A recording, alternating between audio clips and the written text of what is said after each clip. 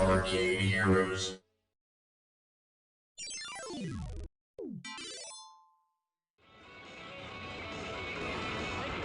Greetings, it's Adam with ArcadeHeroes.com, and today I'm taking a look at Batsugun Exa Label for the XR Arcadia coin-operated arcade platform. Now, if you haven't heard of this, I mean, Batsugun itself you might be familiar with, as it is the granddaddy of bullet hell shoot-'em-ups. And so the Exa Label has 4 versions of the game on there. The original arcade game that was released back in 1993, as well as this 2 special modes, and then this Exa Label mode, which I'm going to play here. And you can pick between 3 different characters. It also handles 2 players at a time. And then it's, at least my first impression of playing it, again, I had never played Batsugun, I'm ashamed to say, prior to this.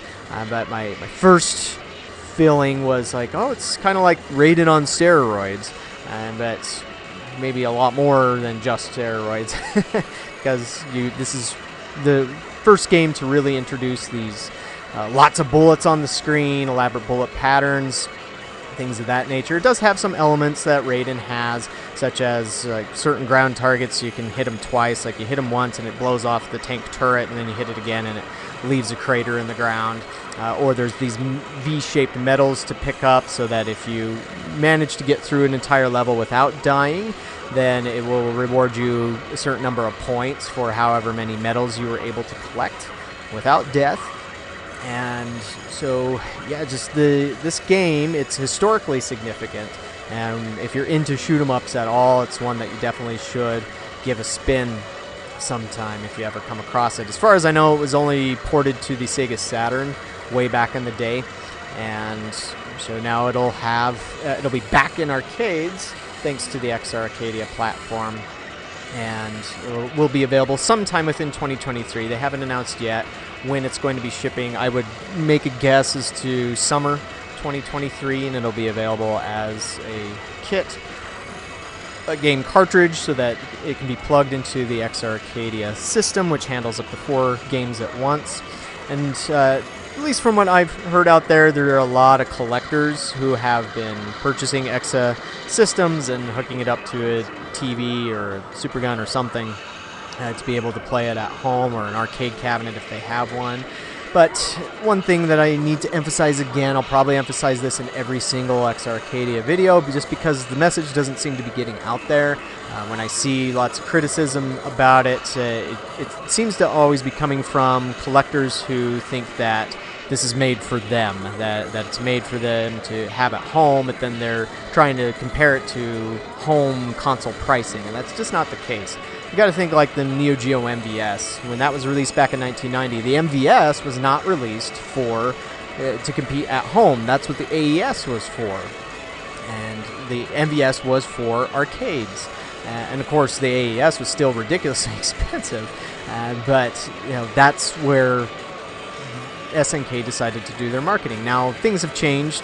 There probably wouldn't make much sense for XR Arcadia to do like an AES equivalent of the Exa, but you also have to understand that XR Arcadia themselves are the ones that are funding these. They're not just licensing these games, they're also funding the development. Like, it's their own guys internally who are coding these games, and so coming up with these new levels and getting the art to work on 1080p or 4K displays, and just doing all the coding work that needs to be done, which is not something they can do for free.